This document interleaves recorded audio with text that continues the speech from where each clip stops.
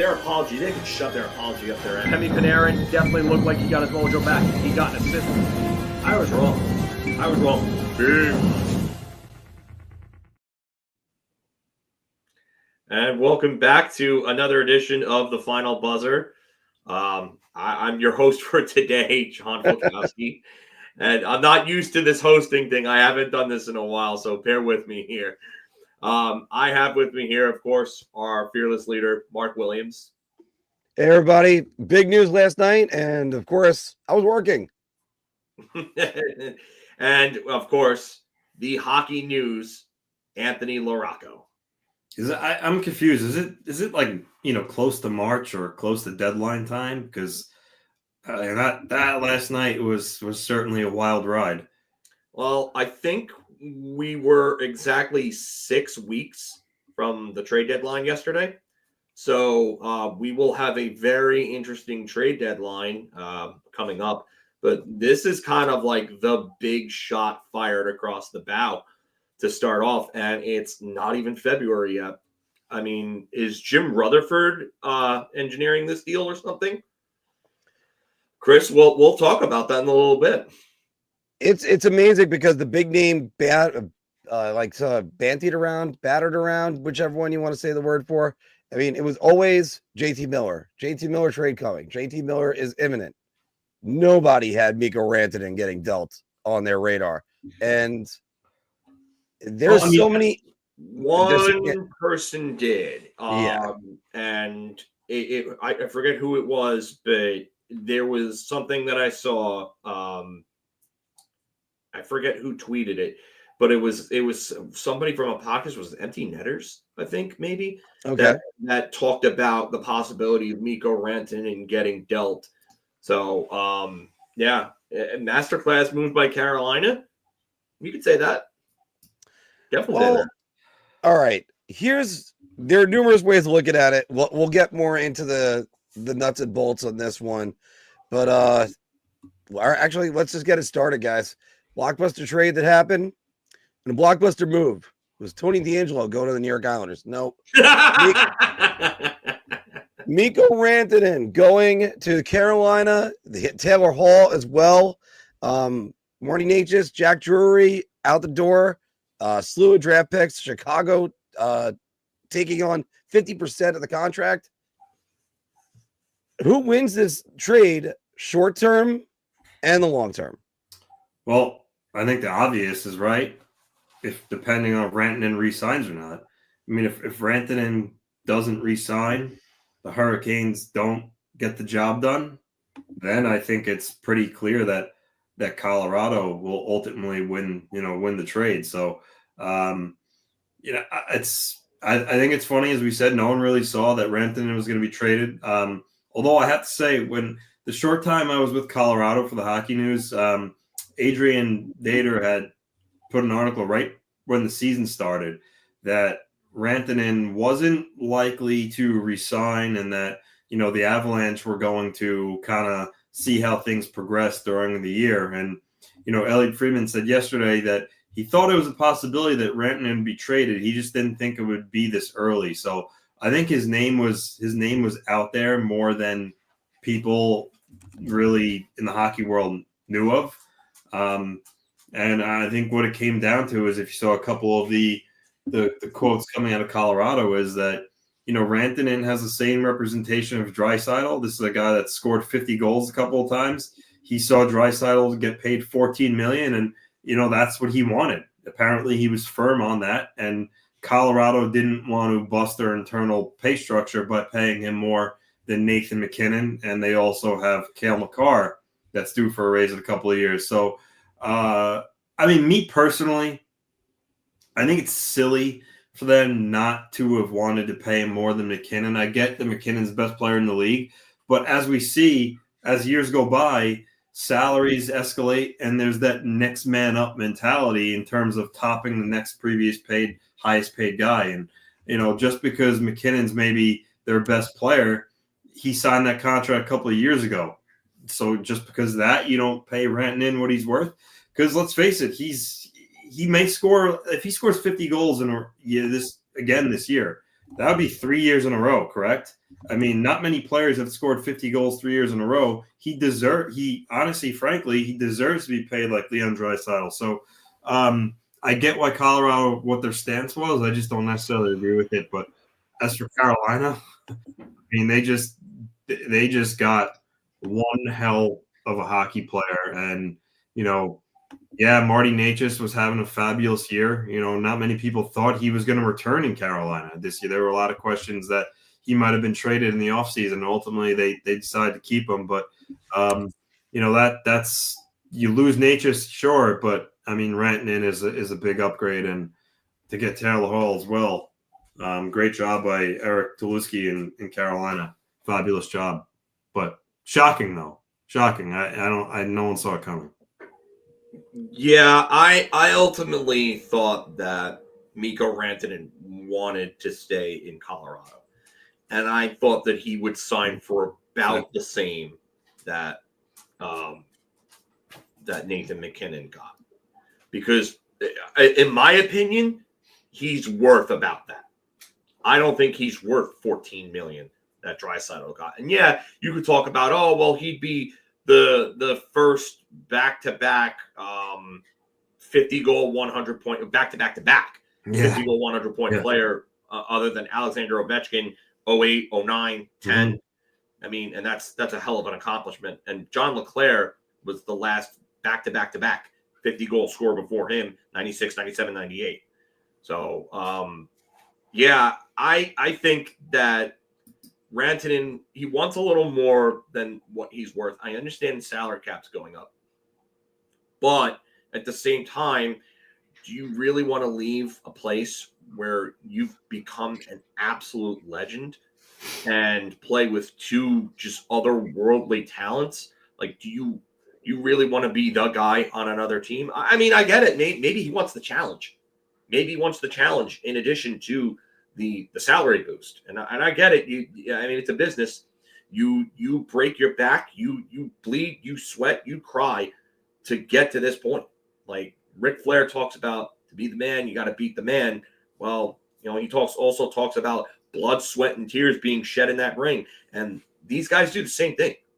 These guys, they put their bodies on the line 82 games a year, plus maybe even close to 100, depending on how far you get in those playoffs, every damn year. And they train their entire lives to do it. So, Mikko Rantanen, go for your bag, my man.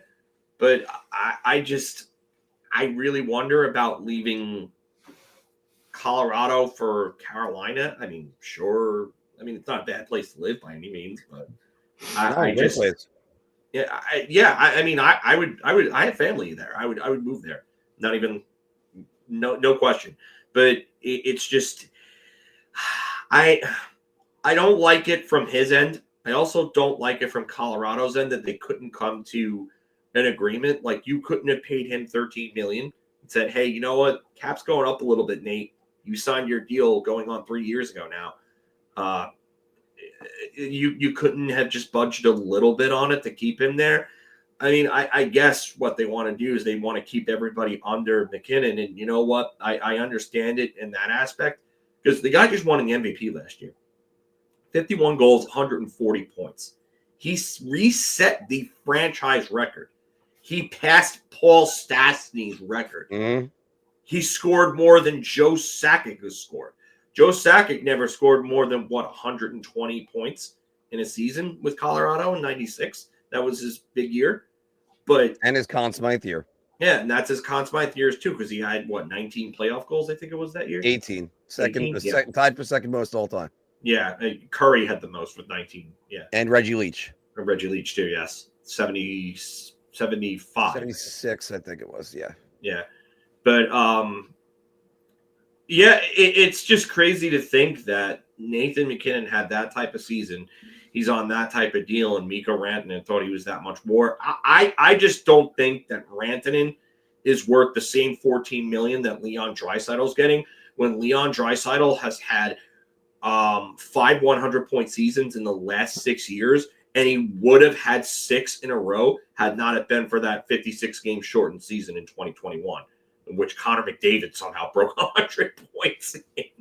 So, I just think that, yes, Rantanen is a great player.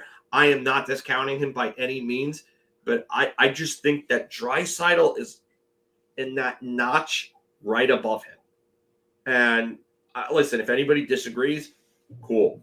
But I'm looking at these numbers, and I just think that Draisaitl is a top 3, maybe top 4 undisputed. You want to dispute top 3, you want to talk about Kucherov, you want to talk about Nate, you want to talk about McDavid.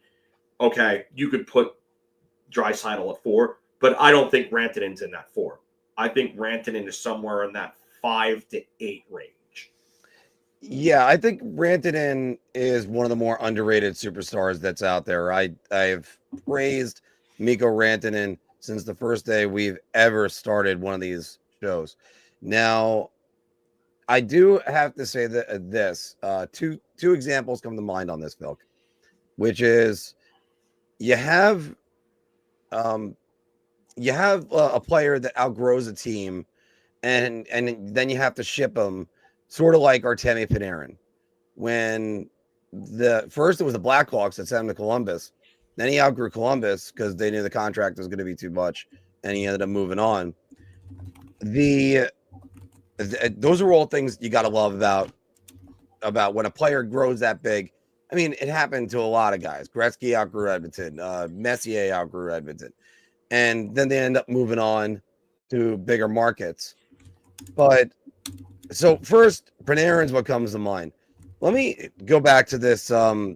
Definitely not well talked about trade at all. Nobody has cared about it. But when Gary Sheffield went to the Atlanta Braves, and one of the opinions from some of the Mets brass, like, oh, look out, Sheffield is going to the Braves. Like, yeah, well, they traded Brian Jordan. He kills us anyway. So it's just they're getting a guy that's just a little bit better in that aspect. That's true and not true in this case because Mikko Rantanen shows up in the playoffs. Yeah. Marty Natchez, you can shut down. Mikko Rantanen, you don't shut down. You just have to endure him. And you could have thrown a dart at the big 3 on the Avalanche the year they won the cup. Makar was clearly the guy I would have chose to win the Conn Smythe. But if you made an argument about Rantanen or McKinnon in that year, I wouldn't argue that much. I mean, both those guys had a stellar playoffs. So looking at this, Phil, for Carolina, yeah, it makes them a Stanley Cup a favorite now. But where's Carolina's weakness that you go, wow? They have 2 at center and in goal. And the goaltending has haunted them for years. I think their defense, as like the way they play as a unit, is good. I don't think they're on paper a great unit. And I think they're more of a byproduct of the system that Brendan Moore employs on the ice. And they can play that very high up-tempo game where they go ahead and they really kind of push the pressure on you by activating the defenders at the points, pinching to keep puck in the zone. They're a very high shot volume team, but this is something that Rantanen is going to fix. Is a lot of their shots come from the outside, and they come from lower danger areas. So, like the analytics love Carolina because Carolina throws a ton of shots on net and they have the puck a lot. But in the playoffs, and you saw it against the Rangers last year, is they sometimes, and sometimes it's kind of an understatement here, but they pass up shots in higher danger areas to go for lower danger ones from the outside. Like how many times do we see Seth Jarvis or Jordan Stahl in last year's series pass up a lane to drive to the front of the net to go to a pass to the point and try to take a shot from the point? Mikko Rantanen's not going to do that. All right. Johnny Red, thank you very much for this. We appreciate it. Thank you, Johnny. That's big. Thank you very, very much. Yeah, I think he kind of fixes that, but I will say short term, Carolina will win this trade, obviously for the rest of the season. But does Carolina have the cap space now and then to re-sign Mikko Rantanen to a $14 million deal? And if they do, how does that affect them going forward? That's really what I wonder. It's a great question because they already went through this last year with Jake Gensel, and they were trying to re-sign him. So I don't see. All right, let me put it this way. I would like to say that I think he's going to test the market no matter what. Mm-hmm. I think he's going to the highest bidder. I think he's going for the best contract he can get. Yes. I can't help but point out he's probably going on a line with another Finnish guy. More than likely. Hold on. Very, very, very sorry to hear that. Sorry for your loss, Johnny. Our condolences go to you and your family. You've been with us for a very long time since the beginning, and we're very sorry to hear that. If there's anything that we can do, even just as a hockey community, let us know. But thank you. We definitely appreciate that, and we're very, very sorry to hear that. If you don't mind me asking, how did he pass? If not, and you don't feel like talking about it, completely understandable. But just as kind of friends here, we're here. And of course, also hope your back's doing well. Yeah, that too. Because I can't help but point out that he's probably gonna be playing with Aho, and just like the Jake Etzel trade last year, there's so many moving parts to this because it happened now. And I gotta say, Phil, I'm a little bit curious about that. Why did this trade have to happen right now? How much of the contract negotiations breaking down in Colorado play into it? Did the Four Nations tournament play into this?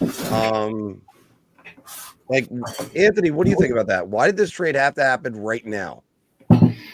I got confused when I heard that noise there. I was like, what is that? And then Anthony popped up on the screen. What was the question that he just asked? Why do you think this trade happened right now? Like it couldn't have waited till the trade deadline. Sometimes, Mark, something comes across your desk that you just feel is too good to pass up. Could be a lot of it. Look from the asset management. What happens if Colorado knew that he wasn't going to re-sign and that he was going to eventually be traded? What happens if you hold on to him and then he gets hurt at the Four Nations, or he gets hurt playing for your team at some point? Then you have an asset who would be out and you wouldn't be able to make the trade. So I think waiting sometimes can backfire real bad. And the Avalanche were proactive with that, and they moved him now. And they got a really good player in Marty Necas back. Marty Necas is having one hell of a year. I mean, in the beginning of the year, he was like leading the league in scoring there for a little bit. He's having a really good year. So it's not like the Avalanche got back futures or nothing to help him now. They have a player that could step right in, and Jack Drury is a decent bottom six player too. And then Colorado also, reading tweets and stuff last night, Colorado has some more moves coming apparently too. So they're not done changing the makeup of their team. So Mark, I think sometimes waiting can really be a bad thing, and they struck while the iron was hot. And then also too, Mark, remember the reports that came out after the deal that Carolina was in talks with Vancouver for either Miller or Pettersson. So maybe Colorado kind of stepped up and didn't want to lose out on an asset player that they liked in Necas, because Necas wasn't on the table for Miller, but from all accounts, Necas was on the table for Pettersson. And Colorado stepped up and got the job done. Yeah, and I'll add one thing to I'm sorry, Mark. I didn't mean to cut you off. No, it's okay. I was just moving on to the poll, but go ahead, Phil. But one thing regarding that, the only reason why I believe that Pedersen was actually discussion was because of the fact that Natchez was in that deal. I can't see Vancouver and Alvin moving on from Elias Pedersen without getting a young asset like that back in return. If you ask me, this is just my gut feeling, is that they wanted a prospect like Nikishin on top of Natchez, plus probably like a first round, maybe even more. And Alvin was like, no, we don't. We want this is what we want. And Carolina said no to that. And they didn't want to give up all of that to get Pedersen. And that's probably when the talks fell apart. I can't see Pedersen being available for, and I'm not going to get too far into that because we'll talk about that, I guess, in a bit. But I just can't see Pedersen being available otherwise unless a young asset like Natchez is going back in return. Yeah. That's why I never bought into the JT Miller or possibly Pedersen for Jesperi Kotkaniemi and someone else that that you like. Really, that's what it's going to take to get those guys. Let's go to the Frank Saravalli poll, and he asked this question of, is this the biggest in-season trade in the salary cap era? And the other options he gave were the one that was tonight, Jack Eichel 3 years ago and 4 years ago now. Wow. Or Joe Thornton. And I got to say, I probably would have to say it's Joe Thornton if you ask me on this, because there were a lot of players that went the other way back to Boston. And I think Rantanen might be huge, but Joe Thornton was, he went on to win the MVP that year. He was one of the premier players in the NHL. And the Eichel one, the only reason why I kind of stashed it off to the side, because he was injured at the time. Nobody knew what to expect. He had to go get the neck surgery. And that was like the first thing, go get neck surgery. So, Anthony, what do you think on this? I think Mikko Rantanen this trade is bigger than Joe Thornton trade. First, that trade was 20 years ago, so time goes by and maybe you forget about it a little bit. But Mark, you mentioned the players going. The players in that deal, players going the other way. You're talking Wayne Primo, Marco Sturm were in that deal. Everybody forgets Kyle McLaren was in that deal too. This trade is big names on both sides. Marty Natchez, Mikko Rantanen. So I think for that alone, this trade awesome. This trade is bigger. And also too, Joe Thornton, don't get me wrong, he was already a real good player when that trade happened. But I think Mikko Rantanen is a more prolific, better player than Joe Thornton was at that point when he got traded by a little bit maybe.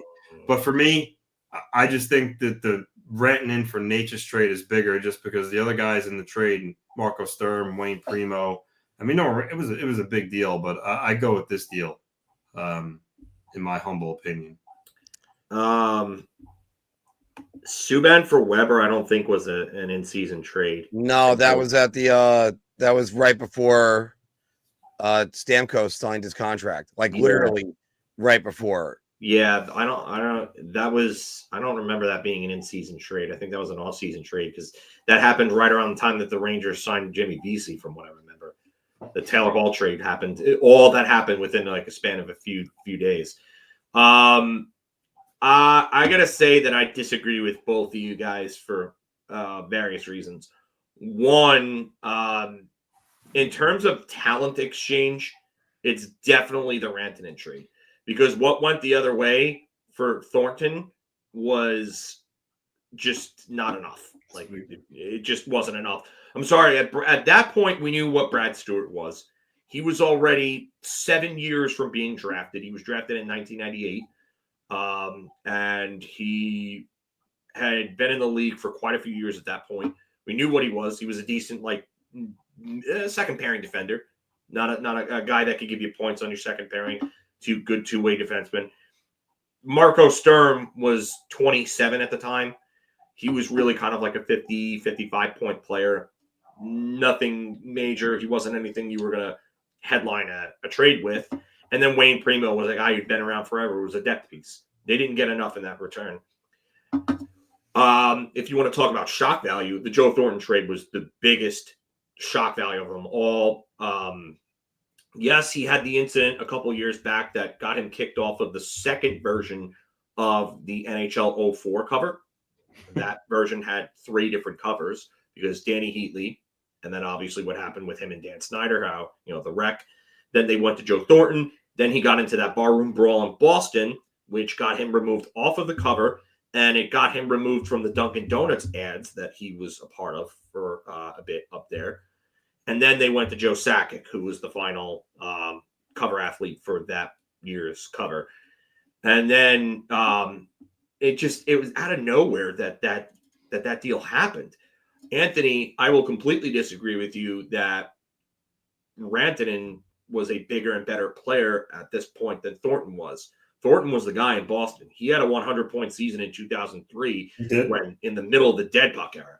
Rantanen's not the guy in Colorado. You could say he's the number 3 guy there.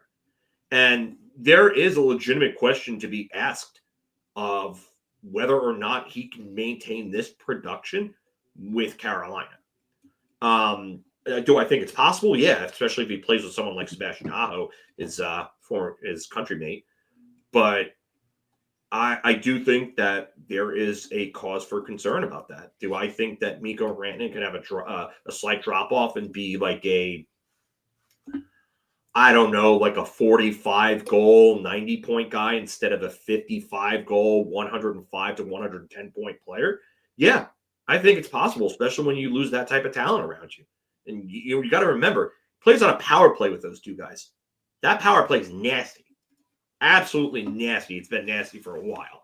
It's not as great as it was now, but as it is now as it was previously. But yeah, so for me, it's definitely this trade, but I would have to say that Thornton was probably the biggest piece and the biggest shock value. But in terms of pure talent, it's this one. And how many of us think that he's re-signed with Carolina? Got to tell you, Dundon has had a reputation for not wanting to give money to players. And if I'm a Carolina Hurricanes fan, I would be very, very concerned about that. I would also be very concerned about their cap structure because as of right now, for next season, Carolina has 8 players under contract. Or 8 players, 8 players under contract. They have 6 UFAs. And then they have 2 on defense, which are going to be Orlov and Burns. That's $12 million that come off between Orlov and Burns. Rantanen's 4.625, his half, and then Taylor Hall's $6 million, plus Jack Roslovich's 2.8. Eric Robinson's $950K. I know Evan loves him. Juha Jaska, not much, and then Tyson Jost, who also makes league minimum, just like a certain player that was just signed to the Islanders, same exact cap figure, comes off the books as well. But I think it's going to be tough for them because they have a lot. They may have a lot of cap space, but they have a lot of holes that they're going to have to fill next season. And if you give Mikko Rantanen $14 million, how are you addressing any of that? Oh, and Jesper Fast is on LTIR. Like, what happens when he comes back? That's $2.4 million. So I think they're gonna try to keep Jesper Fast on the LTIR until the playoffs. Then, and then I'm not worried about this. Better. I'm not worried about this year with Carolina. Carolina's probably done for the year. I don't know how they make other moves right now. But which is funny because they need to shore up their goaltending. Yeah, they're not going to be able to do that though. You could call them cap specialists, but I don't know about that.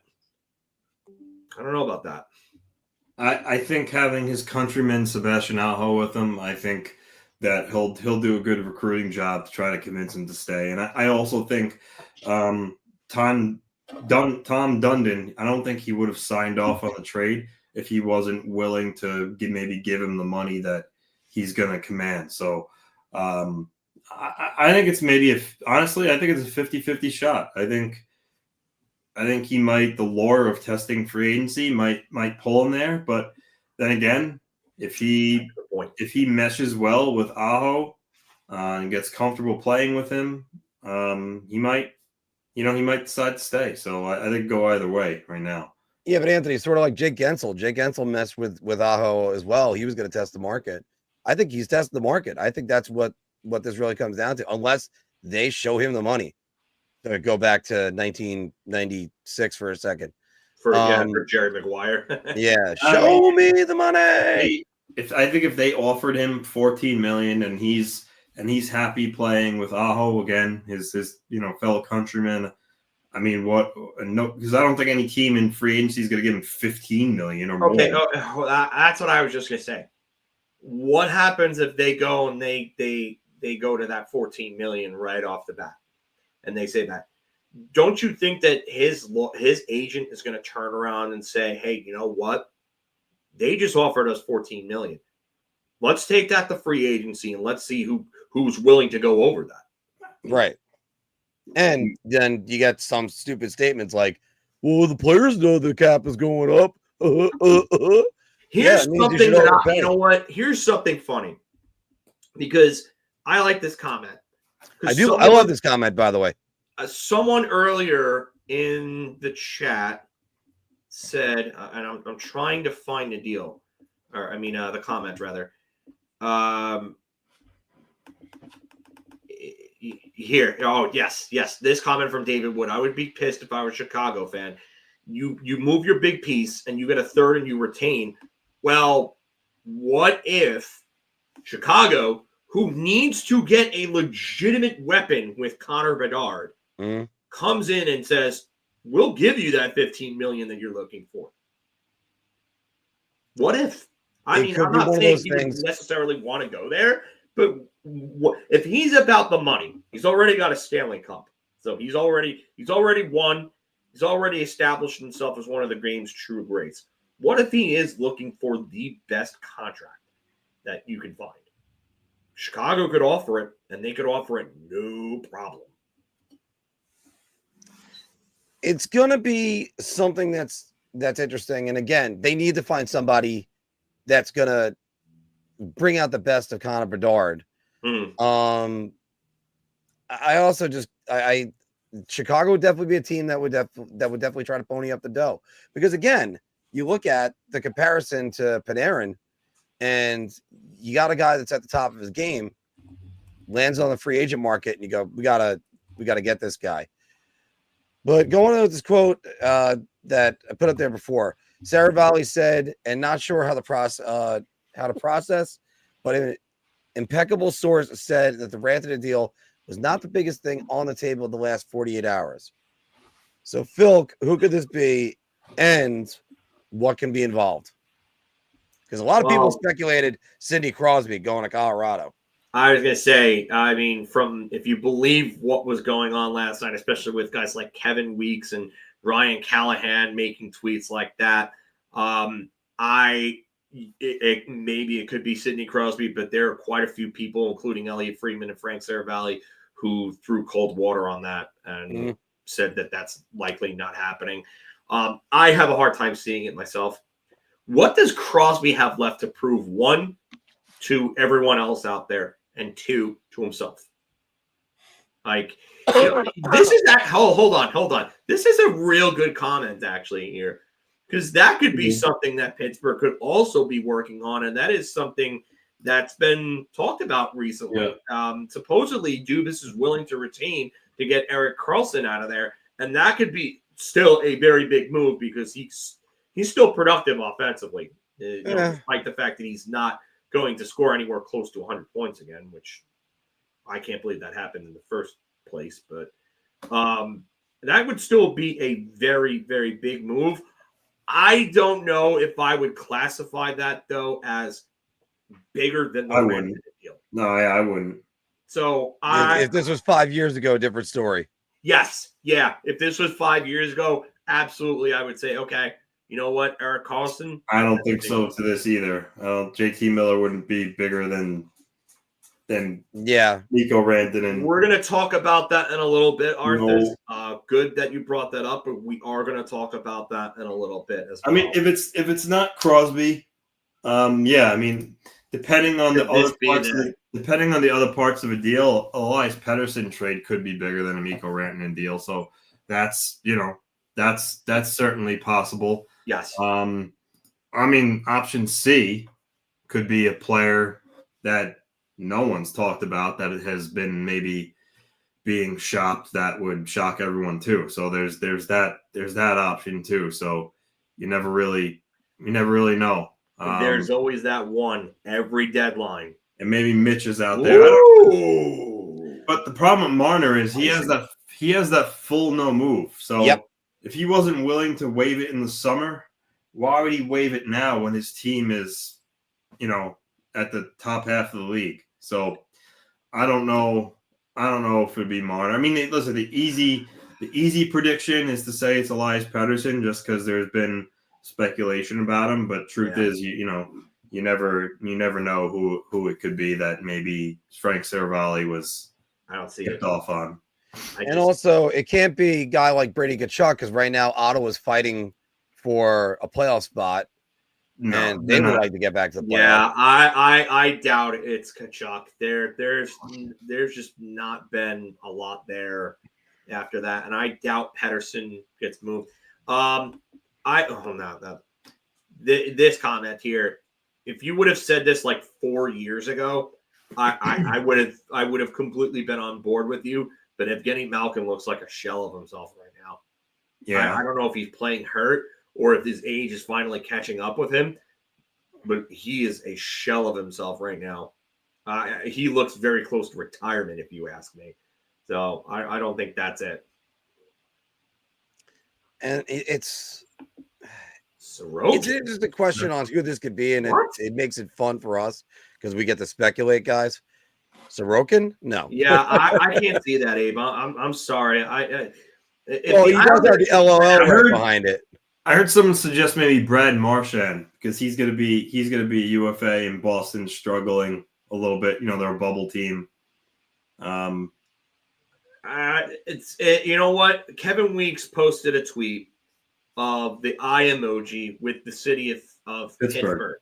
Yeah. So I doubt it's Landeskog. I don't think Landeskog would be a bigger thing that was on the table because I don't think he would be dealt. I don't think anybody's going to deal for Landeskog right now with his career being up for jeopardy.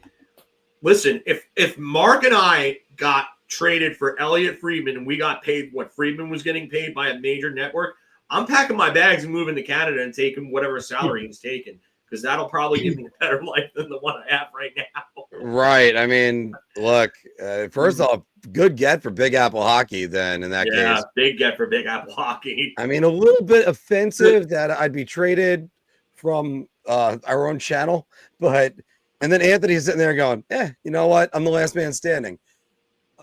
The thing about the Pittsburgh thing with Kevin Weeks is Kevin Weeks has actually, over the last couple of years, he's established himself as, a pretty solid insider. He doesn't just make stuff up. And so for him to throw up the cryptic tweet of the Pittsburgh skyline with the eye emoji, he must have at least heard something from somebody credible for him to do that. Yes, I know he does like to be cryptic and stuff, and sometimes people don't like that because they feel like it's just kind of maybe engagement farming or whatnot. But a guy like Kevin Weeks, he has credentials behind his name, So if it was someone random that did it, I'd be like, okay, well, I doubt it's nothing. But for Weeks to do it, there could be something there. So we'll see, what develops in the next days, weeks. But I will say, don't think it's Crosby. Like I said, Friedman, Chris Johnston, they poured cold water on that. So I don't know. I mean, although, stranger things have happened too. Yeah. if it, you know what, honestly, it does make sense. If it was Crosby, that would be such a big deal that I think everybody would try to keep that as quiet as Internet would possible break. Yeah. until it happened. So, a guy like Anybody who's on HF boards, that site would be down for like 3 weeks if that happened. We probably wouldn't get that site back until the trade deadline. Oh man, Desmond, just to throw this one out there, though, after all, there were 2 players that were acquired by Carolina last night. None of us have mentioned the guy that was drafted first overall. Like, so Chris Letang going. Yeah, I mean, that's not even on the radar at the moment. yeah. What could be bigger than Mikko Rantanen right now? There are very From few. your names. lips to the hockey god's ears, please. I would kill for this, but that's obviously not happening. So. I know Johnny's saying it in jest, but I mean, oh my god. I know. I also, by the way, happen. will repeat. I think it's bad practice to trade a guy before an extension kicks in. But if Sidney Crosby says, "Go put me with McKinnon," you let him go. No, I know. No, it won't. The extension would be Igor, and I would drive all 3 of them to Edmonton myself if it meant getting Connor friggin' McDavid back. Oh my god. But let's go into that other big name that's out there and go right back to you, Anthony. What does this mean for the Rangers and their talks with the Vancouver Canucks about JT Miller? Well, it just takes one other team out of the running. So I think it's a significant movement for the Rangers when it comes to JT Miller. I mean, you hear some speculation that Boston is involved. You've heard some talk that New Jersey has been involved to some extent, but I think it's the Rangers are the clear front runner here. Vancouver, I don't think Vancouver has. I mean, the only leverage Vancouver does have is they don't necessarily have to trade him, but if they want what's best for the locker room, it would be smart to. So I think Vancouver at this point is just gonna end up bending and taking the lesser return. You heard some talk last couple of days that they're kind of not happy with the offers they've been getting, and that's one of the reasons why they haven't made a move yet. So it seems as though they do not want to retain salary on a player that is under contract for many more years. This isn't a case of Mikko Rantanen. That's a UFA at the end of the year, and it's no big deal to retain. I don't think they want to retain at all. So, like I said, we'll see how much they bend. But, I mean, if it's not the Rangers, if it's not the Rangers, I don't know. I'm going to say Boston just because there's Elliot Friedman mentioned that speculation is he wants to be in the Northeast area. So the Bruins would make sense there. I think he's actually from Pennsylvania, Pittsburgh, right? So yeah, he's from Ohio, actually, East Palestine, Ohio. Yeah, they're not, which is actually closer to like the Pittsburgh area. Yeah, thing with that is they're not close enough, and they're content for the Penguins to trade for a 32-year-old player. It doesn't really make much sense. Well, let me throw this one out there. It doesn't make much sense, but Kyle Dubas. Yeah. The Blue. Yeah, I said this to you. I said this on the show Wednesday when you had to get up, Anthony. But Columbus Blue Jackets, they can. I was just take a run at him. Yeah, I mean that's his home state. Sorry, I didn't mean to steal your thunder. No, it's fine. It's fine. We're thinking the same thing. I mean, yeah. Thing with that is though, does Columbus? I mean, they're starting to be in an upward trend. They've developed a lot of prospects. They have a lot of draft equity. But for them, I mean, they should just stay the course, keep doing what they're doing. I mean, they might make the playoffs, but they're not a cup contender yet. So why are you going to move assets for a guy that's not going to ultimately get you over the hump anyway? So I would be shocked if it was Columbus. So yeah, I mean, I think it's the Rangers, the Bruins. And then I know, Elliot Friedman kind of got some Islander fans raising their eyebrows when he did that spot where he kind of said he wonders about the Islanders. But again, that doesn't make sense for them either. I mean, even if they get back into the playoff race and squeeze into a playoff spot, it might be the same thing as last 2 years, losing the first round. So for them to give up pieces to get JT Miller, I think a lot of Islander fans will rent a billboard to get Lou fired. So, but again, Mark, what we discussed, Lou doesn't give up. No, so he doesn't. He's and if they were to win today and things kind of shake right elsewhere, they could get themselves to 4 points within a playoff spot. But again, still do not make a move for JT Miller. Just don't. So all that said, I come back to what I've been repeating. I think it's Rangers or Bruins, frankly. And I know there's a lot that has to shake out. And now that they're finally back to 500, the Islanders are, with a good win last night over the Philadelphia Flyers. But still, they would have to win. Like you said, things have to break right. They got to leapfrog over 1, 2, 3, 4, 5, 6, 7 teams if you include the Blue Jackets in wild card 2. And this might be the tightest wild card race we've ever seen. Yeah, that I think that's part of it. Sorry, Mark, go ahead. No, actually, I was going to send it to you, Phil. Oh, the one thing I'm going to say is that this is my gut feeling, is that he's pulling a Rick Nash. He's pulling a Rick Nash in 2012 when Rick Nash basically wanted to come to New York, wanted New York only, and it's basically say they're trying to outweigh Scott Howson, who wanted JT Miller, Chris Kreider, Ryan McDonough in that deal, and say they refused and waited till the offseason to get it done. To me, I think it's not going to go into the offseason. I think it's going to happen sooner than later. The word is that both sides are done and they want to move on. I've heard this from several different sources. I've heard this from Friedman, heard it from Sarah Valley, and the guy who's probably most connected to all of it, who's actually the one who said it in those pretty much those exact words, was Rick Dollywall.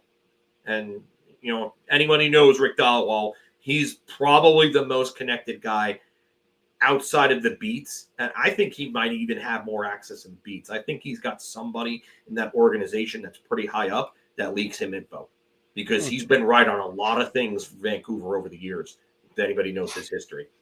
I know, Anthony, you're very familiar with it. Mark, I know you know the name and everything, but yeah, I would say that this is a situation where I think Patrick Allvin has misplayed his hand. I really do think that he thought that he could pivot to Carolina and get a deal for Pettersson done because Natchez was being floated around. Now that's not available. I think Allvin is going to have to bite the bullet, and I think it's eventually the Rangers that get JT Miller, and I think it's on Chris Drury's terms. And you know what? This would be better than Patrick Allvin dealing Elias Pettersson away and then having JT Miller on his books for the next 5 years in his 30s. I mean, I think if you deal Pettersson and you dealt him for Natchez, and Natchez, who has cooled off considerably since the start of the season, as Anthony mentioned before, his very hot start in which he was leading the NHL in scoring, that could be a move that gets you fired as a general manager. That's one of those moves where you look back and like, wait, you're the guy that traded away our 26-year-old franchise center to keep a 32-year-old guy who was a problem in the locker room. Listen, I get Elias Pettersson is one of those guys that's not the alpha type. JT Miller's the alpha type. He demands this from his players. You know what? You know who else is? Nathan McKinnon. You know what that guy did? He won a Stanley Cup. And he's had several other playoff runs where he's looked like Michael Jordan out there. So yeah, JT Miller ain't McKinnon. I'm not saying he is. Mark certainly doesn't. No, I know. Yes, I'm not saying that. But what I'm saying is that the personality type is the guy that is the personality that you want to win. The Rangers fans, have we not complained enough about Mika Zibanejad and the lack of emotion, the lack of passion, the lack of desire, the lack of physical play? That's what Elias Pettersson is, but a more talented version of that. I mean, I think the answer to this question is completely obvious, right? I mean, think it's definitely Elias Pettersson. Based on age and contract, yes. Yeah. But Yeah. if you're talking about the guy that's going to win you a cup, and I've said this in the past about Pettersson, I don't know if Pettersson's that guy. I don't. I mean, this is the thing. If he's around other good David on this players. one. Sorry, Anthony, go ahead. No, I mean, if he's around other good players, like, I mean, the Rangers have, you know, Panarin and these other players. I think, like, for instance, man. Can we get now- a Maria confirmation on this? I think now that it's out that Vancouver was going to be willing to trade Pettersson for a guy like Marty Necas, I wonder if more teams call up Vancouver now and offer players like Necas because they'd rather get Pettersson than Miller. It could increase the talks on Pettersson. Okay. So, like, for instance, if you're the Rangers, you hear that, okay, they were going to potentially trade Pettersson, Carolina, if we give him Necas. What happens if we call them up and offer them Lafreniere in a deal for Pettersson? Okay, fair. But who would be available to get Pettersson? Necas is the one guy who's been floated around as available for a while now that fits that young centerpiece asset as part of the return. Well, who else is available that you could see from another team that would headline the return for a guy like Pettersson? Couldn't Lafreniere headline the return for Pettersson? Sure. I mean, if I'm going to move Lafreniere, I have no problem moving him for a guy like Pettersson. You're absolutely right about that. But not JT Miller, right? No way. No way. Not with everything that's gone on in Vancouver. Listen, Vancouver has zero leverage when it comes to a JT Miller deal right now. And that's part of why Patrick Allvin turned around and said, you know what? Let me check the market on Pettersson. Let me check. Because supposedly, according to Dhaliwal, they decided that weeks ago that Miller was the guy that they wanted out. And rightfully so. Miller's older. I mean, the problems kind of center around him, according to what's being said. But, I mean, if Pettersson's available, I have no problem moving Lafreniere, Brennan Othmann, a first-round pick, and another prospect for him if that's what it takes. So to answer this question, I'm just looking at Puckpedia. There's actually 7 teams that can absorb Pettersson's whole contract without sending anything back. And that actually the Rangers are one of those teams. The Rangers, Utah, Buffalo, Nashville, Anaheim, Calgary, and Columbus all have enough cap space to take on Pettersson's cap. Okay, wait, hold on. You said the Rangers, Buffalo, Anaheim. Rangers, Buffalo, Anaheim, Utah, Nashville, Calgary, Columbus. Out of all of those teams, there's maybe 2 that I could see making a deal to make it work. Yeah. And that would be the Rangers because it fits the trajectory. Yeah. And Nashville because they would want to get back into it. What young piece is coming from Nashville to come over? I also think Buffalo too because they have a lot of young assets that Vancouver could be interested in. You may be right about that, actually, because they've been out of the playoffs for so long that it really is kind of tough for them. Listen, Amanda, I understand Mikko is probably the better player at this point, like undebatable, but I don't know how the Rangers make that fit at $14 million. Yeah. Yeah. I lost my point that I was going to try to think. God, good job, Mark. Red Bull gives you wins, Mark. Yeah, I should have gotten my morning coffee. I might actually brew some in a minute. See, Phil alluded to this, and he might be right, but I don't know if this is a thing that's like based factually yet.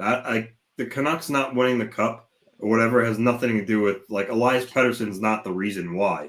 I mean, he's I don't know about that, Anthony. Well, actually, I do remember the joke now. It was going to be Pettersson could show up in the Rangers locker room. They look at him with a little bit of contempt and say, "Hey, we don't need a Swede that's going to be good in the regular season and not show up in the playoffs. And Mika Zibanejad could then go, that job's already taken. So it's there. It's a little bit rough on Pettersson. I think he's a better player than that. I think he just didn't have a good playoff last year. But I mean, look, I agree with Phil. You trade Pettersson, that's one of those moves that gets you fired. Well, it depends on the return. Yes, I mean, it does depend on the return, but you got to think of it this way. Look at it from an asset management standpoint. You're trading away a 26-year-old franchise-type center to keep a 31 going on 32-year-old player that has – and listen, I get it. Cap-wise, it's the better move because it gives them more cap flexibility. You don't have an $11 million contract on hand for a player who's kind of been up and down since signing that deal. But he's also got a reputation for kind of being a soft player. And listen, I know he had that one great playoff run in the bubble, like 5 years back now. But I mean, for me, when it comes down to it, I definitely have my concerns that he's more of a Panarin or Zibanejad type than the type that shows up in the playoffs when you need him most. The Rangers need to get more physical, not less physical. That's another thing. That's actually a good point, Mark, because Chris Drury's his initiative has been to get away from this core. Like, he identified over the summer that this core wasn't good enough to win. Why are we going to bring another player that strikes many as the type of player that's more of a perimeter player than the guy who gets his nose dirty? And Emily Kaplan even brought that up the other night on the Telecats. She said that that the words that have been going around regarding this team have been meat and potatoes, that Drury wants more of a meat and potatoes type of approach. I don't think Pettersson fits that at all. No, he's not meat and potatoes. You're right. He's the furthest thing away from that. But he's a sniper. He's a guy that could fill the net when he's on his game. I mean, not that long ago he had 100 points, but while we're talking about Vancouver, Pettersson speculating about other big trades, I'll ask you guys this hypothetical question. Hockey trade, similar to Rantanen for Natchez. Who says no between Tage Thompson for Elias Pettersson? Straight up. If I'm Vancouver, I've got to say no to that right now. I've got to say no to that. And I understand why there would be a hesitation to say no, because if you bring Tage Thompson in, that could resolve this little locker room rift that's going on right now. And then you have yourself a young franchise center who's around the same age. But here's the thing. Tage Thompson has not looked like the player that he was, 2 years ago when he had that 90-point season? Yeah. He hasn't looked like that player since. And that's concerning for me. However, you're getting a young asset back in return, which is what I identified before that was going to be needed in any type of Pettersson deal. You could almost do this trade straight up. I think there would need to be something added from Buffalo's end, if anything. But like I said, you could resolve that locker room rift, get a young player back. Then you don't have to worry about taking a pennies on the dollar type of return for JT Miller. And then you could go on with what you have, because Miller's contract is very, very team friendly. I know, Mark, you don't like him. You don't care for him. But no, I also, I'm not really big on his game. And I'm also not big on reunions because I don't. Phil, the one I concede is, I think Marty Ruchinski reunion was a good one. But Avery fell short. Messier fell short. Peter Nedved, all right. No, Peter Nedved worked out pretty well. Okay, Alexei Kovalev. Okay, that one was never going to work because it didn't work for him in New York. I mean, Ron Duguay didn't work.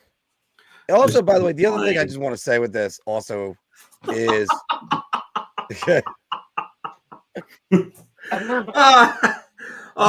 much. You guys are making a call. This one. The other one to kind of point out is the Rangers going and getting JT Miller. what does that say about their development? Like they couldn't develop this guy in house. And as much as I wanted to go, no, you know what? It's some way it's going to be. He was never going to do it here. I excused a lot of it, but now you're going to go reacquire him again. It just wanted to flash their stats. Okay. To compare. Now do it over like the last 3 seasons. I want to see how that looks. Last 3 seasons? Yeah, because that honestly, I look at the so Pedersen, he had that 102 point season. So Pedersen in the last 3 seasons, 203 games, 221 points, 84 goals. Thompson had his big season also the same year, 2022-23.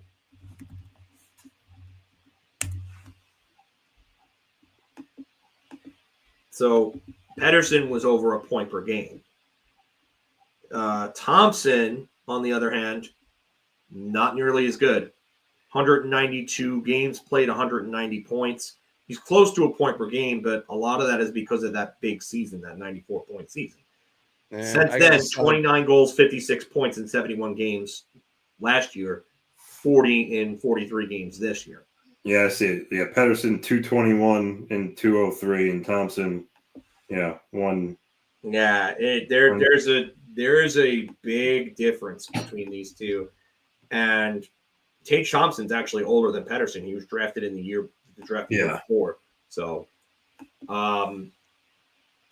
yeah. But again, you're looking at very different players, as Abe is saying right there.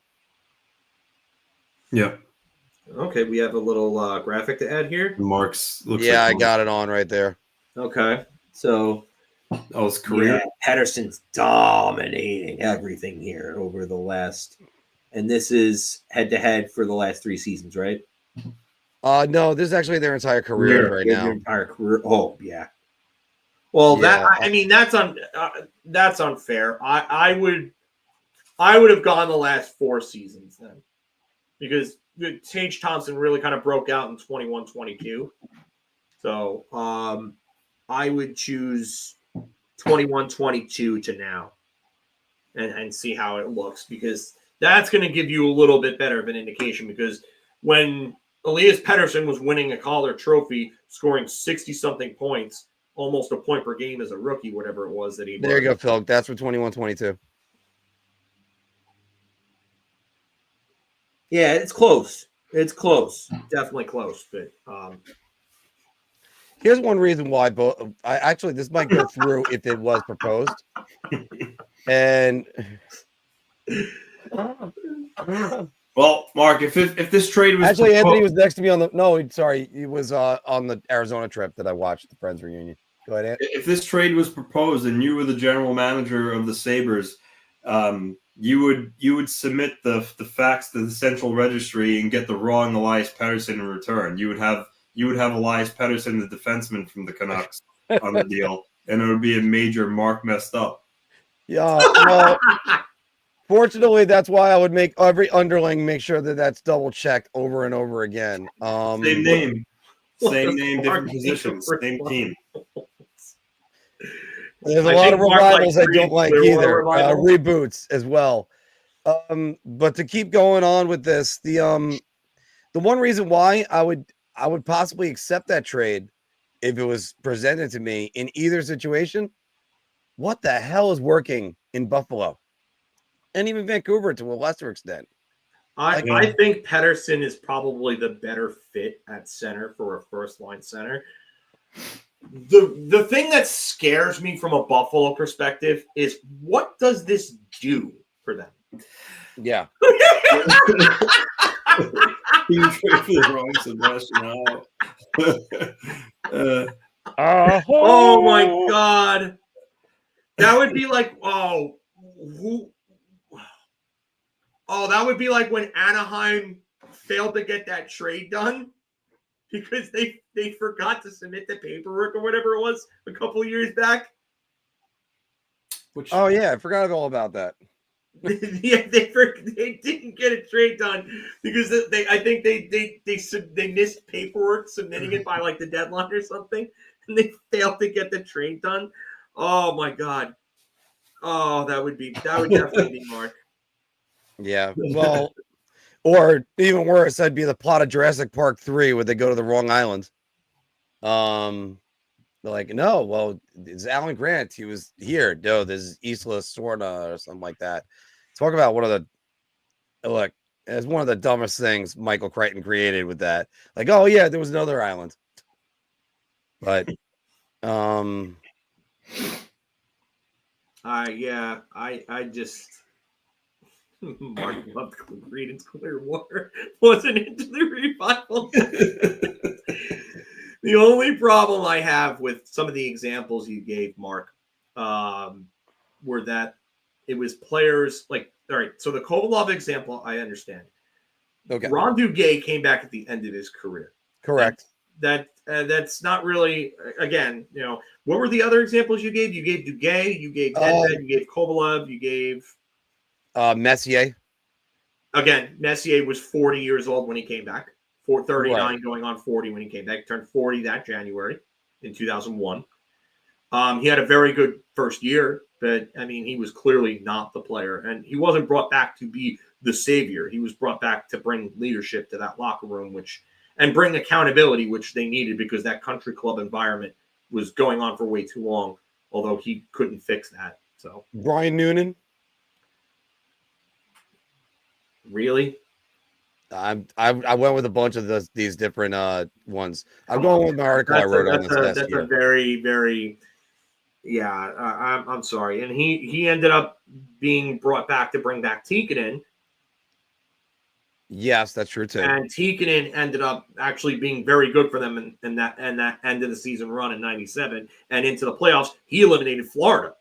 Yes, but really after that series, do you remember anything about us Tikkanen in those playoffs? Yeah, Tikkanen eliminated Florida, and he was actually pretty good for them. It's just they ran into the Flyers, and the Flyers were a buzzsaw.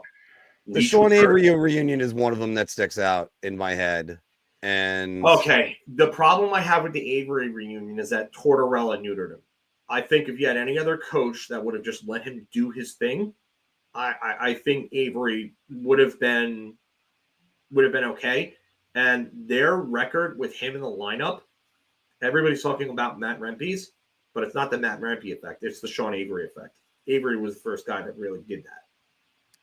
And I agree with you on that. Look, Sean Avery was that player that you looked over and went, how did they ever get rid of him?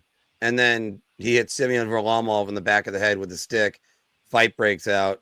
And you're like, oh, that's how. And then he was suspended game 5. Then Tortorella was suspended game 6. Rangers blow the 3-1 lead. Team was in the series. Washington was a better team.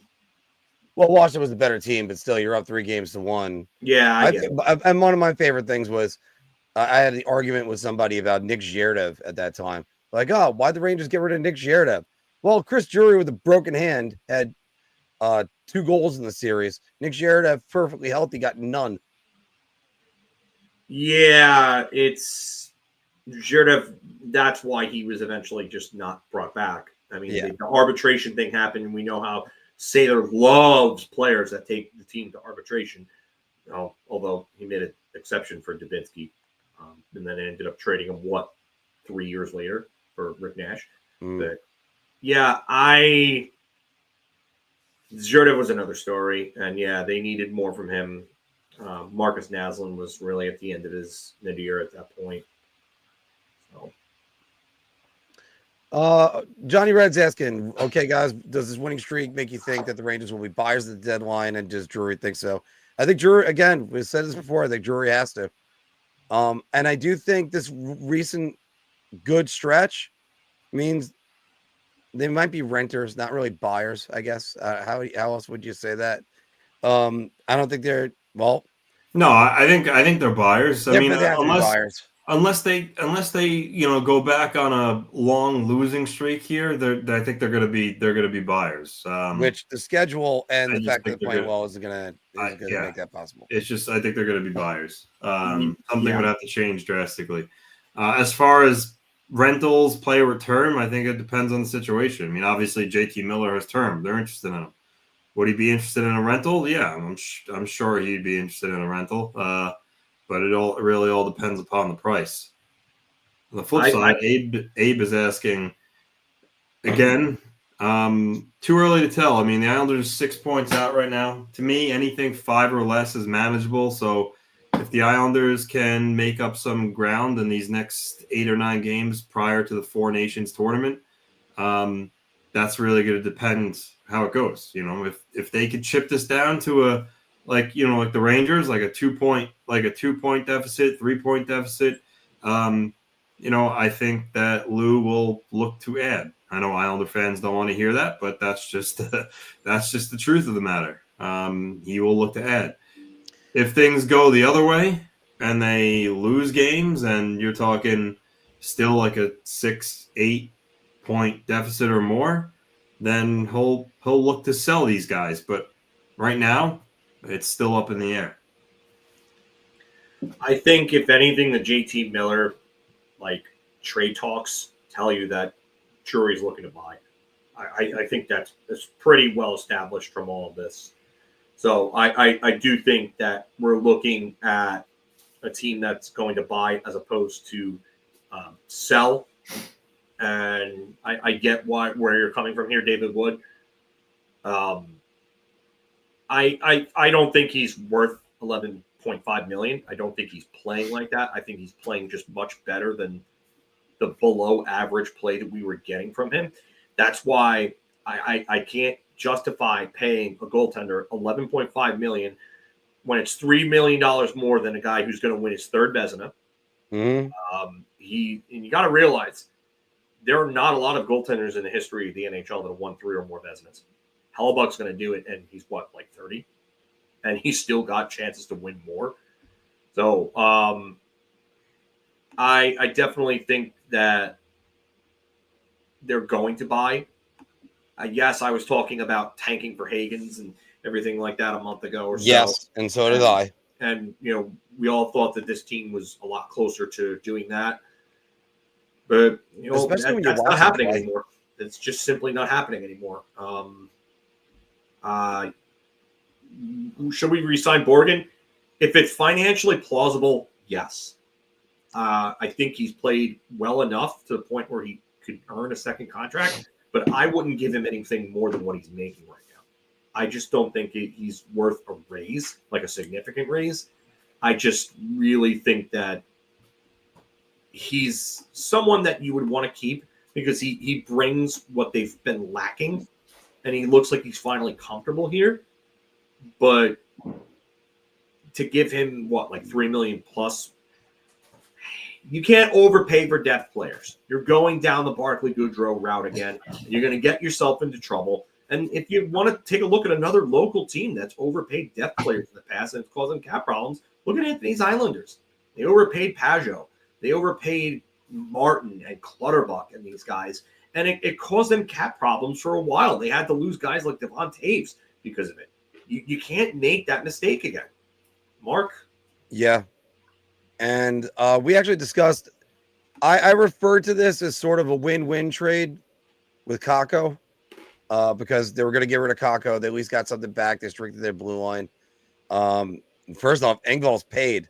The years are more of the issue than the money. Yeah, you cannot give a depth player 7 years. And that's what, remember, when they traded for Goodrow and they gave him that contract, I said they needed to win on one of the 3 fronts. They needed to win on either AAV, term, or trade protection. And they lost on all 3 fronts. The other thing is, Pierre Engvall, $3.5 million for 7 years. Who thought give him 7 years? Because he did it to keep the cap down, but it's stupid though. There was no need to give him 7 years. Right. Who's giving him $3.5 million for 1 year? Like that's where it is. He may have gotten that. Yeah, he may have gotten that for a short term. But I mean, it just. I think what Anthony is saying is that he probably could have earned an upwards of $4 million against on a shorter term deal. Which fine, but I mean that's a buyer beware type contract because he's too streaky of a player to give you that. I just don't really care. Oh, Snarky! What Hey, am I Snark, how's it going? Lucas Edmonds, what he'll bring to the Rangers? I'll hang up and this is classic Snark. This really is. Oh my god, he knows exactly what he's doing here, and he is just trolling me big time. I love you, but you're a pisser for this one. Nobody knows really a whole lot about Lucas Edmonds. Ryder Korzak is actually he was an okay prospect. I don't know what you're gonna get out of Lucas Edmonds, and I wonder if he's moved on another deal at some point, or if this is just a pure AHL for AHL talent. Maybe they soured a little bit on Korzak, and they just thought we don't see anything with this guy in the future. Maybe let him go develop in another system. But the one thing that I will say is that if you were worried about this guy coming up and developing in another system, Tampa Bay's system is the last place you want to trade him to. Yeah. Because those guys are a development factory. I don't know what it is with their farm system, but they just know how to develop players properly. So I gotta head out to pick up Ella in about like 5 minutes. So I just wanted to get this in before I left. This was the surprising news. I mean, Tony DeAngelo, we all know he left the KHL about a week ago. They said for family reasons. It was longer than that, I think. So, yeah, I think it was the 14th. So you're right. It was maybe a little bit longer. But when it came out that the Islanders signed him, everyone's like, what? Like, it didn't.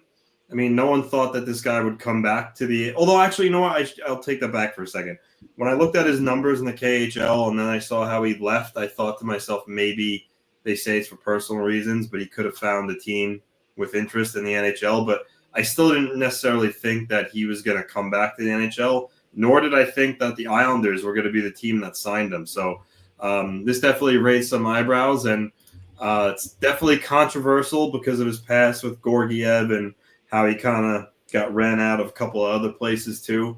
And as obviously he's been outspoken about his political views, which sidebar about that though, I would say a large portion of the league shares his sentiments with the political leanings. Oh, they just don't voice it as much as he did.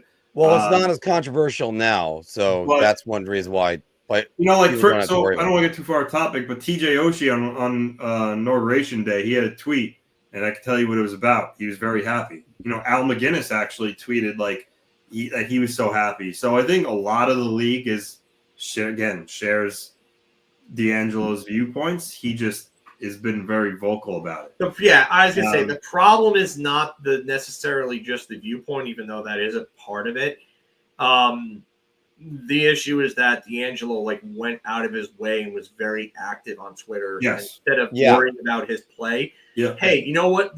For all the time that you spend trolling liberals on Twitter, you probably could have done more practicing in your own end, because you were getting dog walked in the bubble by Aho. Not that it's necessarily Aho could dog walk a lot of defensemen, but you looked worse than Yanni Nienema did against Darren McCarty there, buddy. You need to shut up and work on your game. Sorry, Anthony. Just the signing itself, and we talked about this. For me, I think it just goes to show that Lou wasn't giving up, because when he made the signing before the Islanders won last night, they were 8 points out of a playoff spot. The options week to week. He could have easily just said, "We're going nowhere. I'm going to play Dennis Strelowski every night. Grant Hutton will be called up. Will be the 7th D." He didn't have to go out of his way and try to bring in a defenseman that he thinks is going to help the team, but he did. So I think that's his sentiment. He's not giving up. And as far as DeAngelo goes, he has to clear waivers today, which we'll find out about 10 minutes. But if no one claims him, then he'll officially be on the Islanders roster. And I don't think he's going to claim him. Yeah, I don't think so either. And I doubt Anaheim is claiming him, so that way they can put him back with Trouba. And he'll probably play tonight for the Islanders. And there was one tweet I thought was interesting. Andrew Gross said last night after the game that Bo Horvat and Anders Lee both have received a lot of unsolicited texts from people saying how good of a teammate DeAngelo is and how he'll fit in with the room. So I think with the preconceived notion that he's a problem, or I'll kind of quit at this. There could be people that think Mark Williams is an asshole, and there could be people that like him. So I just think that goes to show that if they're getting texts from other players saying that DeAngelo is a good person and he's going to fit in, just shows that he's not a universally just hated bad guy across the board. It's just everybody has their right to their own opinion. So I don't think it's fair to kind of paint with a broad brush that he's a cancer. Again, everybody has different feelings about people. So I think the Islanders players in that room have to be open-minded when they think about that and say, okay, he's coming in here, fresh start. We're not going to have any preconceived notions, and hopefully, he had his head on straight. But I was happy, a little bit comforted to see that Horvat and Lee got these texts saying that, he's not going to be a problem and that he's a good guy. He's going to have his fans and detractors everywhere he goes. Yeah. You can't speak for everybody. The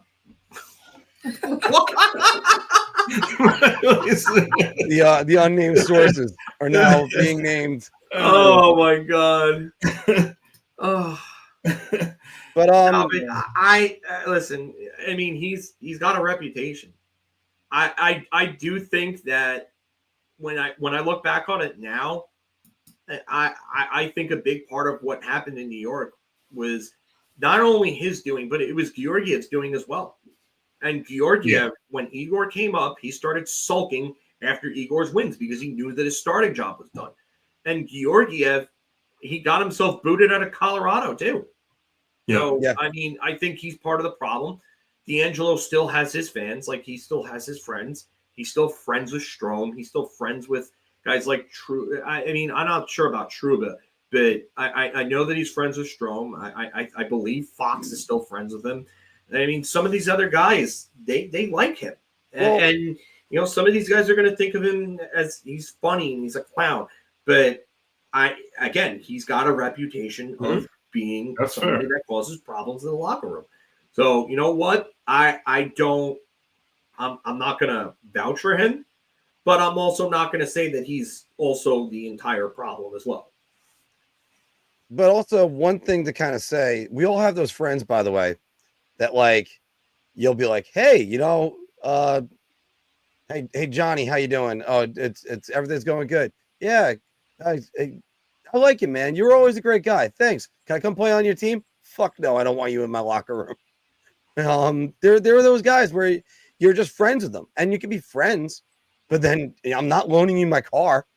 That's sort of the way that can be with DeAngelo. Yeah. Now, the other thing about him is it's more of a management thing when it comes to DeAngelo. I think just it took all of one game for the Rangers in his final season to go, we got to move on from this guy. And he hasn't found a home since then. He's been to Carolina twice, Pittsburgh, Philadelphia for a year. And, Georgiev being a bad teammate, we all see that. The most shocking thing about it was that it just didn't seem like it'd be a guy Lou would have. I mean, Lou is just so known for his just, strict everything in order, no screwing around, and so I would have never thought in a million years DeAngelo would be a guy that Lou Lamoriello would bring in. But the fact that he did tells me that, Lou is a very thorough guy. I would imagine that Lou probably had a lot of conversations with him. I would imagine he probably had a lot of conversations with other people who have maybe coached him or been a general manager and get their opinion. The point is, I think Lou did his homework, but I still am shocked that he did it. I wouldn't have thought, Lou Lamoriello would be the guy to give Tony DeAngelo another shot, but yet here we are. Yeah. I would definitely agree with you. He's kind of built like his teams in the past around cohesion and around not having guys who were locker room issues. Like in Jersey, he ran everything kind of like it was the Yankees, obviously, because he was close friends with George Steinbrenner. And honestly, I still don't think this is a great move, just because of the fact that there is a concern, and the Islanders also need a guy who plays better defensively than what DeAngelo plays. Yeah. Yeah. Maybe he can come in and fix the power play, which has also struggled for years. I was just going to say, I'm heading out now, but I was going to say that the Islanders' power play is hard, so I guess he felt that maybe DeAngelo, with Dobson out, DeAngelo can help. Yeah. And actually, I think Anthony heading out is a good way to segue out of this, Phil. Yeah. I know we got a lot of people on there. Although Fred's saying right here, remember when DeAngelo was banned on Twitter for comments and kept trying to create a new account? Well, I don't know. Was that the Deadspin article? That about Miller? Yeah. About that ended up. Well, yeah, I was gonna say, if you're talking about the Adam Herman rumor, he took a very, very long hiatus because of that. Yeah, and that ended up being something. And now Herman's back on Twitter, but yeah, he ended up taking a very, very long hiatus because of that. Because that ended up being completely untrue, and several players on the team acknowledged it too. Even Miller said it wasn't true.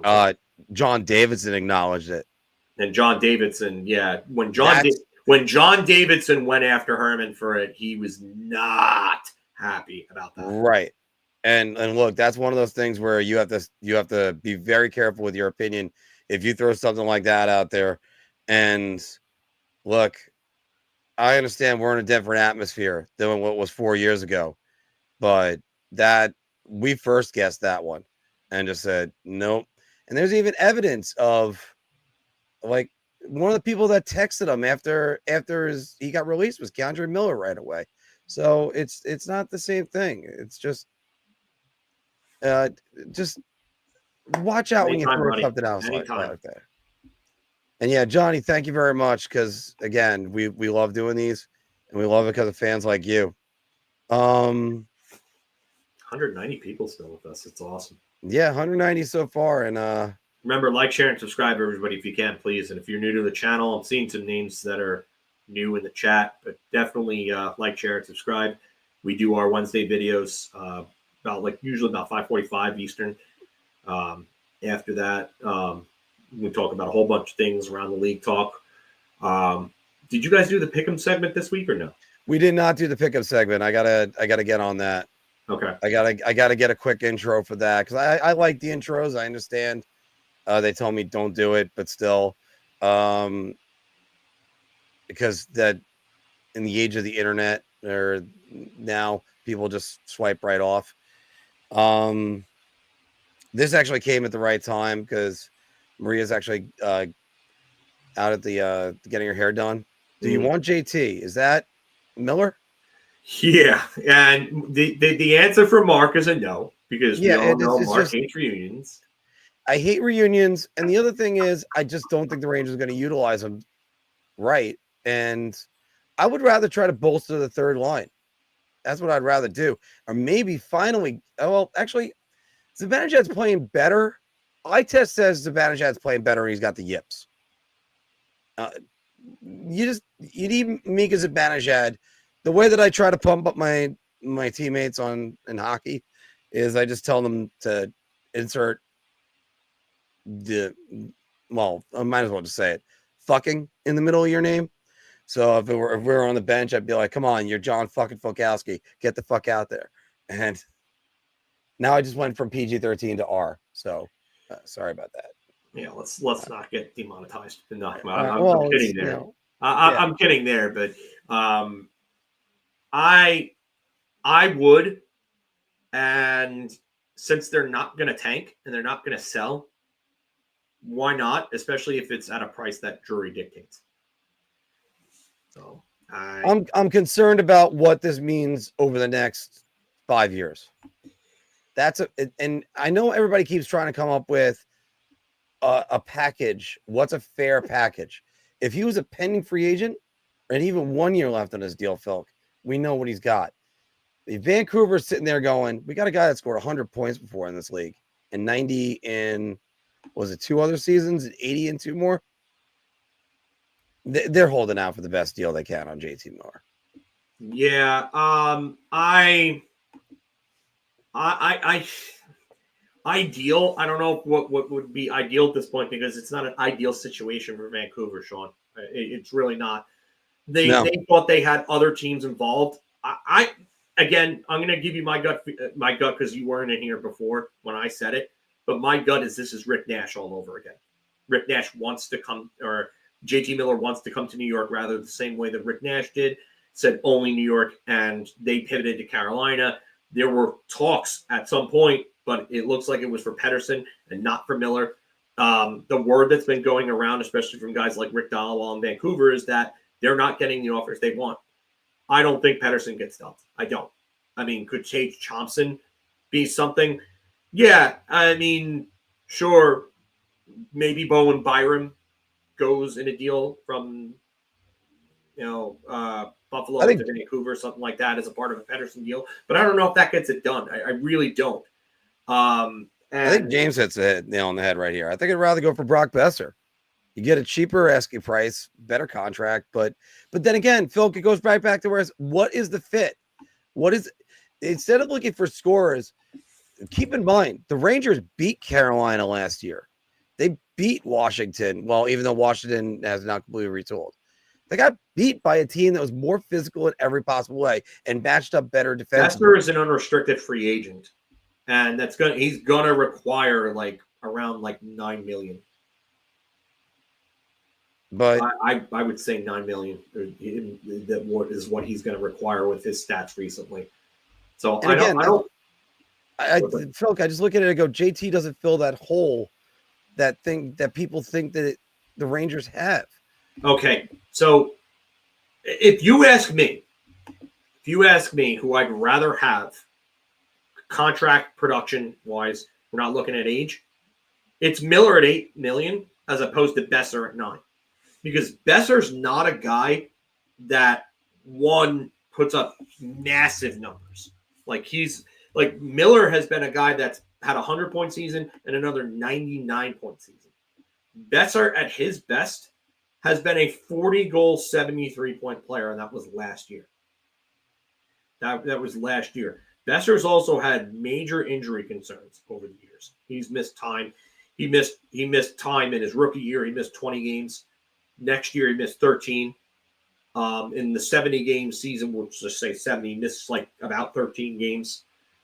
The only full season he's played is the 2021 season. He played all 56 games. So, for me, I'm not sure if Besser's really the answer. And I get why people don't want Miller, but Miller has flexibility between center and wing. He can play either of the wing positions. He can play center. He's a better player, better defensively too. And I mean, he's more the guy that they want. So in that case, what Sean's saying right here is Zibanejad, Miller, and Trocheck. And is Trocheck going to be used as your matchup center? You could, or that would appeal to me. Okay. Or the other option would be that you can put Miller as the right wing with Zibanejad and whoever else, and Kreider. You could go back to Trocheck, Kreider, and whoever as a third line.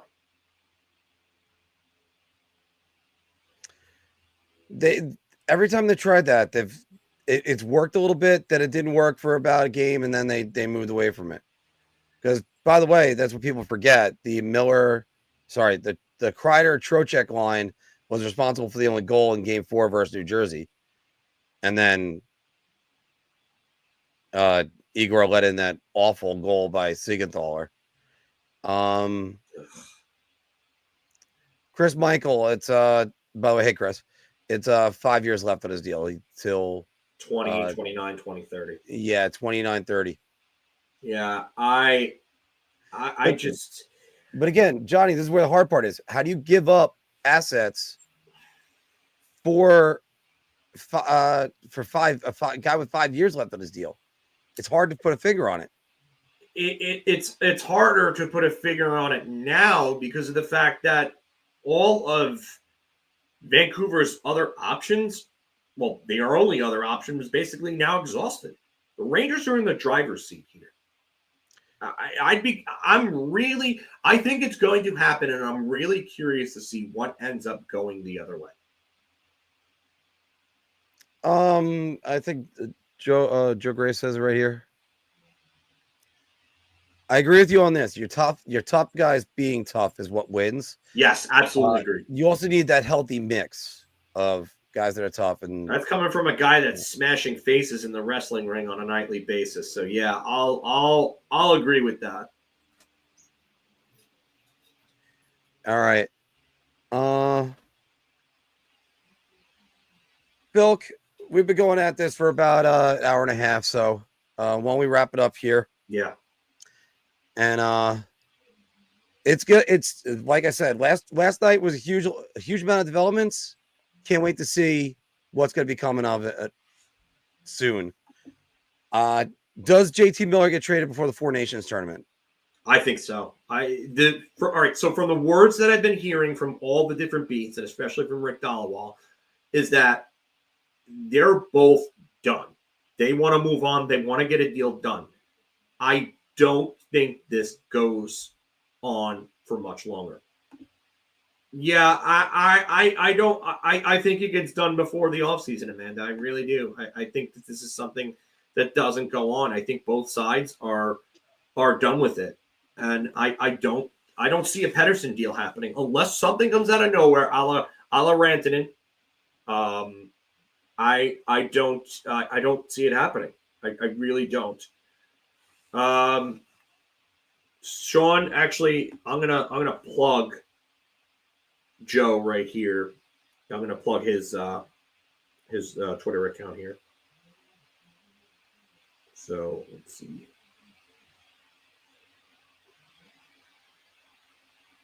It's Graves_hates_you. So if you're on Instagram. Okay, I'm gonna sign off. So I'll talk to you later. All right, I'm gonna sign off in a couple of minutes afterwards. I'll answer a couple more questions and then I'll go. But yeah, I just wanted to for anyone who wants to follow Joe and his wrestling career, that's his Instagram right there in the chat. So support him. He's been one of our originals for Big Apple Hockey for a very, very, very, very long time. So, yeah, THG, I saw you ask this before. Yeah, I could see Brock Nelson. I wonder if the Islanders deal him, though. Well, David Wood, to answer this, and I'm not going to go too far into this, but apparently, according to the ratings, they went down by 2.2 million from the debut. So, maybe it's a slight boost from what they were making on USA, but I don't know. I don't like the presentation, though. I think they're trying to get too UFC-ish, and having your own superstars out in the crowd watching it instead of presenting them as part of the show and trying to hammer them home as characters, it's not sitting right with me. I don't like what they're doing right now. I don't. Not that I'm huge on what AEW is doing either. I think AEW needs a refresh button as well. And I'm more of a fan of AEW than I am of WWE. It's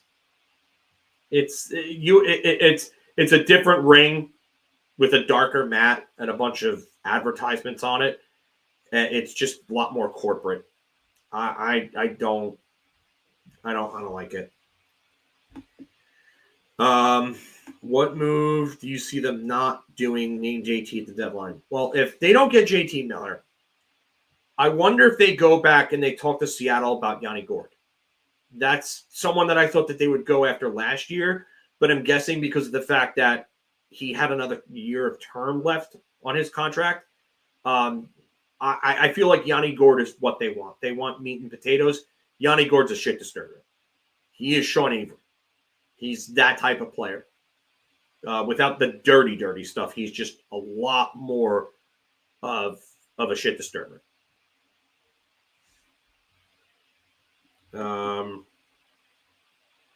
I don't think they ever. Listen. I don't think they ever had an intention to sell unless things just kept going and kept snowballing. I don't know what they would have sold. Lindgren probably, I think, still gets moved because I just don't think that they have any plans for him. So, with this team playing well, considering if you have one major hold down to fix, I guess you got to move defense. You gotta get somebody that's an upgrade over Ryan Lindgren somehow. Is it Jacob Chikrin? I don't know if Washington would move Chikrin right now with them playing as well as they are. I think they're probably just going to use him as their own rental, but I do think that they need to upgrade on the left side defensively. I don't think you put Keandre Miller back with Adam Fox. I think you let him stay with Will Borgen on a second pairing, but you need a legitimate top pairing defenseman to play with Adam Fox. We've seen enough from Ryan Lindgren. We got to thank Ryan Lindgren for his service and the fact that he sacrificed his body, but I just don't see it. Maybe you move Riley Smith, James. I don't know, but I don't know. I think right now I don't think they're focusing on selling anybody. I really don't. This is actually a very good question. I could see him as a part of a deal towards the deadline, though. I really do. And I feel bad for him. I think there's some talent there. I think he's probably a bottom pairing puck mover that you could stick with a defensive guy. But yeah, there are concerns about Jones that teams may not want him due to his size and due to the fact that he's not really all that great defensively. But I do think he's somebody that you could stick with a bigger defensive type of defenseman, and you could get something for him. And yeah, this is a concern. I don't know if they're going to put 2093 back together, though. A little too early to tell for that. I'm not rushing Perreault. I would rather see him marinate in the AHL. You know, I think he has to work on his skating and his strength. So, but I'm going to sign off here. Thank you, everyone, for joining. We appreciate it. 193 was just at our highest. It's pretty awesome. But this is almost a 2-hour stream now, and I gotta go eat something. I have someone's birthday to go out for a little later. This guy right here. So wish Dave, my right nut. Yes, as he's saying. Wish Dave a happy birthday. So it's Dave's birthday, everybody. It's one of my best friends in real life. So I will be seeing him later. Thank you, by the way, Johnny. Yes, thank you. And again, sorry for your loss. Glad that we can help get your mind off things. Saturday night's main event, I'll probably be DVRing that. I want to watch it. I like the old presentations and everything. I always love the red, white, and blue ropes. I grew up with it. I like the classic look. But yes, have a good one, everyone. Join us for our weekly show. 5:40, 5:45, we usually start around. So, but yeah, I wonder if a JT Miller trade gets done by then. So, everybody enjoy the rest of your weekend and have a good one.